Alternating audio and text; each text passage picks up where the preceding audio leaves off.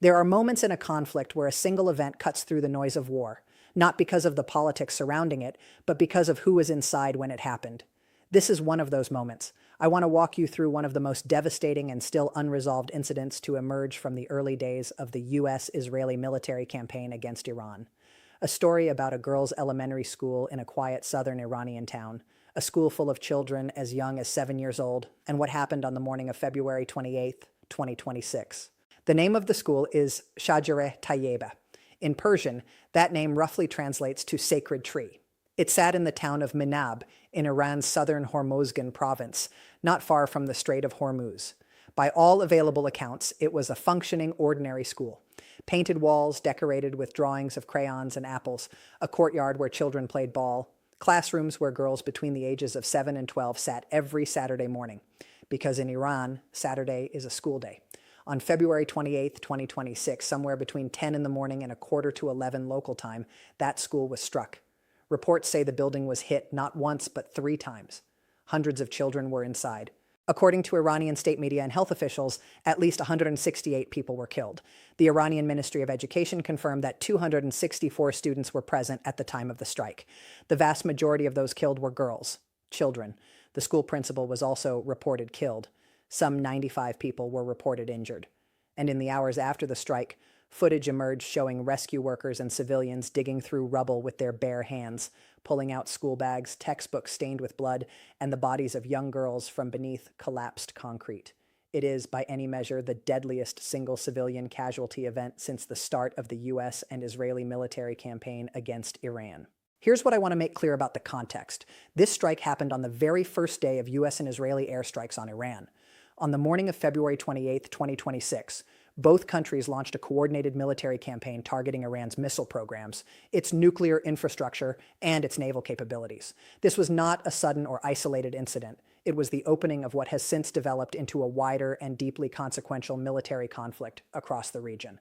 And Minab, the town where this school stands, sits in southern Iran, near the Strait of Hormuz, one of the most strategically important waterways on the planet, through which roughly 1/5 of the world's oil supply passes. Next to the Shajareh Tayyebeh school, just a few hundred meters away, was the Sayyid al-Shuhada military complex, a naval facility operated by the Islamic Revolutionary Guard Corps, known as the IRGC. This base was, by all indicators, a legitimate military target in the context of the American military operation. U.S. officials confirmed publicly that American forces were attacking naval targets in southern Iran along the Strait of Hormuz corridor. General Dan Kane, the chair of the Joint Chiefs of Staff, said at a briefing in the days following the strikes that the U.S. had continued to provide pressure from the sea along the southeastern side of the coast, specifically targeting Iranian naval capabilities at a size and scale sufficiently to address the targets required. He confirmed that the U.S. was primarily operating in the south of Iran, while Israel was largely focused on striking missile sites in the north. This geographic division of operations becomes important when you try to understand what happened to the school, because it places Minab and the IRGC naval base adjacent to the school squarely within the zone of U.S. military operations, not Israeli ones. Now, here's where the investigation becomes crucial. In the days following the strike, several major independent news organizations conducted detailed analyses of the available evidence. Satellite imagery, videos verified by geographic analysis, and official statements were all examined. A munitions expert named N.R. Jensen Jones, the director of Armament Research Services, a professional munitions research consultancy, reviewed the satellite imagery and available video from multiple outlets. His conclusion, reported separately by multiple news organizations, was significant. He said, and I'm paraphrasing his public statements here, that the imagery and videos together paint a picture of multiple simultaneous or near simultaneous strikes, hitting both the IRGC compound and the school. He said the damage visible to the military base's buildings showed the hallmarks of air-delivered precision-guided munitions, not misfired air defense weapons or errant missiles from the ground. This is an important distinction, because in the immediate aftermath of the strike, some social media accounts began claiming that the school was actually destroyed by a failed Iranian air defense missile. The theory being that Iran's own attempts to shoot down incoming strikes had accidentally hit the school. That explanation was debunked. Jensen Jones addressed it directly, saying that the significant structural damage across the IRGC compound looked like targeted strikes intended to disable those buildings, the kind of damage consistent with precision air attacks, not defensive missiles gone off course. Analysis by researchers at Oregon State University's Conflict Ecology Laboratory described the detonation patterns as pretty clean, consistent with precision airstrikes. Investigations by major outlets, including a detailed visual investigation, concluded that the school was almost certainly struck as part of, or directly alongside, the U.S. attack on the adjacent naval base. The school and the base were hit at nearly the same time. Smoke was documented rising from both locations simultaneously in verified footage. So how did this happen? That question is at the heart of the ongoing investigation, and it comes down to a matter of history and maps. Here's what the satellite record shows. As far back as 2011 and 2013, the Shajareh Tayyebeh school building was physically inside the IRGC compound, walled within the same perimeter as the military facility. But by late 2016, satellite imagery shows that a fence had been erected separating the school from the rest of the base, and a separate entrance to the school had been built. According to Minab's mayor and a local education official, the IRGC base at that location was decommissioned and fully closed approximately 15 years ago. All military personnel were moved out. The school, however, continued to operate. By 2025, satellite imagery showed children in the school's courtyard playing ball. The buildings immediately adjacent to the school, according to an investigation by one outlet, were a medical clinic and a pharmacy, both clearly civilian. Al Jazeera's independent investigation put it plainly, stating that the school had been separated from the military complex and had become a clearly defined civilian institution for more than 10 years. The most likely explanation put forward by experts is what one analyst described as a targeting failure, an intelligence error somewhere in the planning process. The theory, supported by available evidence, is that whoever prepared the strike coordinates may have been working from an outdated target map, one that dated to before 2016, before the fence went up, before the school was formally separated from the military compound. If the targeting data wasn't updated, the school building would have appeared on that map as part of the IRGC base. An independent legal expert described it this way. International humanitarian law requires military forces to verify the status of targets before striking to ensure they are not hitting civilian structures. Beth Van Schaak, cited in multiple analyses, said the United States should have known that a school was in the vicinity. Shannon Bosch, an associate professor of law, said the legality of the strike ultimately hinges on whether the expected harm to children and the school was excessive compared to the military advantage gained by striking the target. On top of the initial strike, reports say the school was hit again. 2 Red Crescent medics and a parent speaking to a Middle East media outlet described what is known as a double or triple tap, where a target is struck multiple times in quick succession. According to their accounts, after the first missile hit, the school principal gathered surviving students in a prayer room and called parents, asking them to come.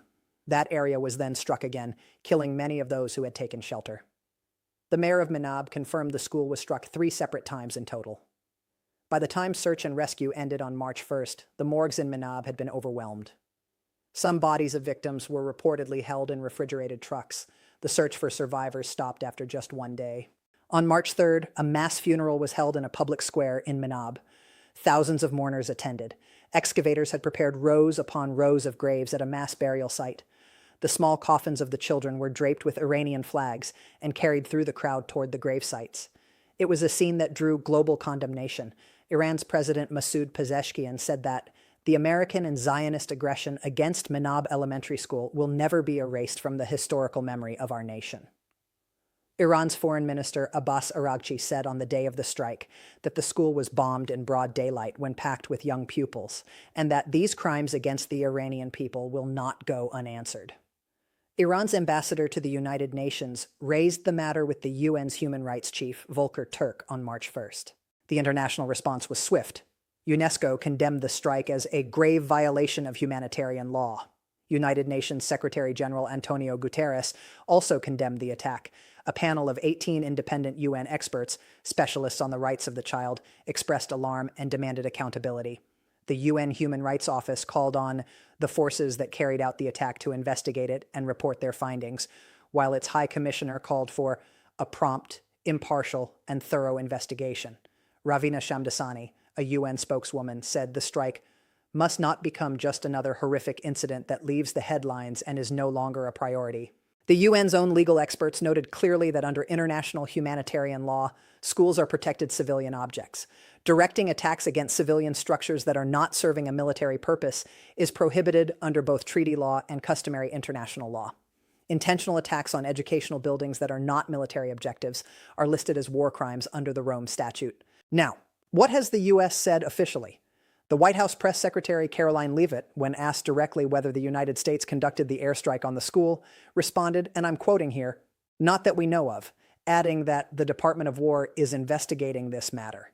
She also stated in a separate written response to reporters that the Iranian regime targets civilians and children, not the United States of America. Secretary of State Marco Rubio, speaking to reporters, said the U.S. would not deliberately target a school. Defense Secretary Pete Hegseth confirmed an investigation was underway, saying the U.S. never targets civilian targets. Central Command said it would be inappropriate to comment given the incident is under investigation. President Trump on March 7th stated publicly and without citing evidence that he believes the strike was done by Iran, citing what he characterized as Iran's inaccuracy with its weapons. But that version of events does not align with the available evidence from multiple independent investigations. According to two U.S. officials who spoke anonymously to Reuters, U.S. military investigators conducting their own internal probe believe it is likely that U.S. forces were responsible for the strike on the school. A conclusion had not yet been officially reached, and the investigation was described as still ongoing. If a U.S. role is formally confirmed, analysts have noted this would rank among the worst cases of civilian casualties in decades of U.S. military operations in the Middle East. And through all of this, the investigations, the condemnations, the official statements, something worth considering is the human reality at the center of the story. A mother who was a midwife dropped her son off at school that Saturday morning. She got a call shortly after, telling her war had started and to come pick him up. She couldn't leave her patients right away. Then she felt the earth shake. By the time she arrived at the school, the building had collapsed. She told reporters that people at the scene were pulling out children's limbs from the debris. A man photographed at the site was seen waving dust-covered textbooks and worksheets recovered from the rubble. In footage that circulated widely, he shouted, and this is a translated quote from what he said, "These are the school books of the children who are under these ruins. You can see the blood of these children on these books. These are civilians who are not in the military. This was a school and they came to study." That is the weight of this story. Not a political argument, not a debate over military strategy. Children came to school on a Saturday morning. That is what we know. As of the time of this report, no country has formally accepted responsibility for striking the school. The U.S. investigation is still active. The international community continues to call for accountability. And the broader conflict between the United States, Israel, and Iran continues to unfold, bringing with it further strikes, casualties, and questions about the rules that govern how wars are fought. This story is still developing. The final findings of the U.S. military investigation have not yet been publicly released. And as this conflict continues, questions about civilian protection, targeting accuracy, and accountability under international law are likely to grow, not diminish. If you want to stay informed on this story and others like it as they develop, I'd encourage you to follow this channel. We cover these events based entirely on confirmed reporting and verified analysis. No speculation, no spin. If you found this coverage useful, consider sharing it with someone who wants to understand the full picture. And I want to leave you with a question to think about, one I'd genuinely like to hear your perspective on in the comments below. When precision weapons miss civilian targets during a declared military operation, who should be held accountable? The military that fired, the intelligence agencies that prepared the target data, the commanders who approved it, or all of the above? And does the answer change depending on whether it was a mistake or something else?